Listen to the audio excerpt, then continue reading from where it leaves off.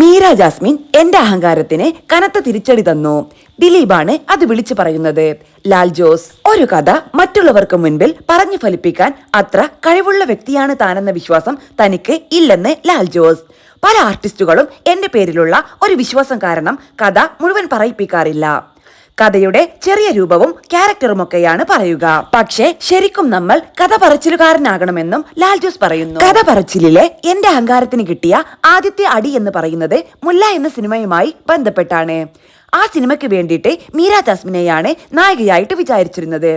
അങ്ങനെ മീര ജാസ്മിനെ കൽക്കട്ടയിൽ പോയി കണ്ടു. അന്ന് അവർ അവിടെ കൽക്കട്ട ന്യൂസ് എന്ന സിനിമയിൽ ദിലീപിന്റെ നായികയായിട്ട് അഭിനയിക്കുകയാണ്. ദിലീപും അവിടെയുണ്ട്. അവരോട് കഥയൊക്കെ പറഞ്ഞ് ഞാൻ തിരിച്ചു പോന്നു. അപ്പോഴാണ് ദിലീപ് വിളിച്ച് അത് നടക്കുമെന്ന് തോന്നുന്നില്ലെന്ന് പറയുന്നത്. അവൾക്ക് ലാലു കഥ പറഞ്ഞിട്ട് മനസ്സിലായില്ല എന്ന് മീര ജാസ്മിൻ ദിലീപിനോട് പറഞ്ഞത്രേ. അതായത് അത്തരം ഭീകരമായ പണികൾ നമുക്ക് കിട്ടിയിട്ടുണ്ട്. ശരിക്കും പറഞ്ഞാൽ എന്റെ കോൺഫിഡൻസ് മുഴുവനും പോയി. അതുകൊണ്ടാണ് പുതിയ പെൺകുട്ടികളെ ഞാൻ നയിക്കാൻ തുടങ്ങിയത്.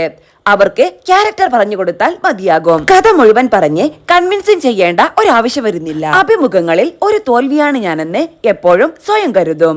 ശരിക്കും ഒരു വാചകത്തിലോ 2 വാചകത്തിലോ മറുപടി പറയുന്ന അഭിമുഖങ്ങൾ കാണാനാണ് എനിക്കിഷ്ടം. അല്ലാതെ ഒരു ചോദ്യത്തിന് വളവളാന്ന് മറുപടികൾ പറയുന്നത് അത്ര നല്ല കാര്യമില്ല. എന്നാൽ ഞാൻ അങ്ങനെയാണ്. എന്റെ എതിർപക്ഷത്തിരിക്കുന്ന ഒരു വ്യക്തിക്ക് ഒരു സംശയം അല്ലെങ്കിൽ ഒരു ചോദ്യം ബാക്കി വെക്കാൻ എനിക്കിഷ്ടമല്ല. അതുകൊണ്ട് വിശദമായി സംസാരിക്കുമെന്നും അദ്ദേഹം പറയുന്നു. ലാൽ ജോസിന്റെ കൊച്ചു വർത്തമാനങ്ങൾ എന്ന് പറയുന്ന ചാനൽ തുടങ്ങുന്നത് 2024 ജനുവരിയിലാണ്. യാതൊരു വിധത്തിലുള്ള പബ്ലിസിറ്റിയും അതിന് കൊടുത്തിരുന്നില്ല. ഞാൻ ചെയ്യുന്ന യാത്രകളൊക്കെ അതിൽ കൊടുക്കാനായിരുന്നു എന്റെ പദ്ധതി. ഇതൊക്കെ എവിടെയെങ്കിലും സ്റ്റോർ ചെയ്ത് വെക്കണമല്ലോ. അതിൽ പലരും പറയുന്നത് രാത്രി കിടന്നുറങ്ങുന്നത് ഇതിന്റെ ഓഡിയോ കേട്ടിട്ടാണെന്ന്. അവർ അത് വളരെ പോസിറ്റീവായിട്ടാണ് പറയുന്നതെങ്കിലും ഉറക്കാനുള്ള പവറിലാണ് ഞാൻ അത് പറയുന്നതെന്ന് തമാശക്ക് ആലോചിച്ചു പോകും. വ്യക്തിപരമായി തോന്നുന്ന ഇഷ്ടമൊക്കെ ഇതിൽ പ്രധാനമാണ്. നിങ്ങളുടെ മുഖത്ത് നോക്കിയിരിക്കാൻ മറ്റൊരാൾക്ക് തോന്നണം. അതിന് നിങ്ങളോട് ഒരു ഇഷ്ടം ഏതെങ്കിലും ഒരു കോണിലുണ്ട്. മറ്റൊരു കാര്യം പറയുന്നതിലെ വ്യക്തതയാണ്. എന്റെ ശബ്ദം വലിയ പ്രശ്നമാണ്. ക്ലാരിറ്റിയുടെ കുറവുണ്ട്.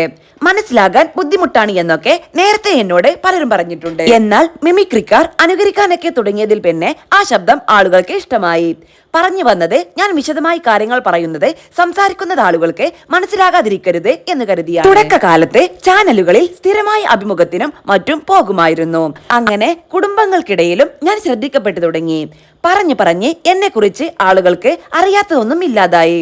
അതുകൊണ്ട് തന്നെ അഭിമുഖങ്ങളോട് വിമുഖനാണ് ഞാനെന്നും ലാൽ ജോസ് കൂട്ടിച്ചേർക്കുന്നു.